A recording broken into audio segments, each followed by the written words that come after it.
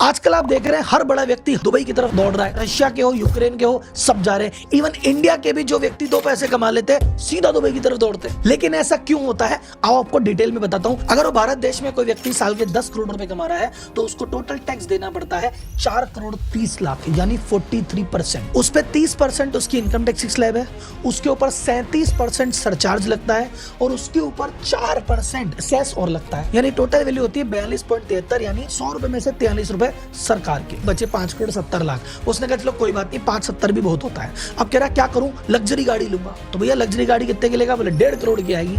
अब वही गाड़ी अगर दुबई से ले, वो गाड़ी शायद 50-60 लाख की है, इंडिया में 1.5 करोड़ की है। क्यों? क्योंकि उस पे भी 100-125% की ड्यूटी है, वो भी टैक्स दे रहा है। फिर वो कहता है चल 2 करोड़ रुपए का फ्लैट खरीद लेता हूँ 1 नंबर में।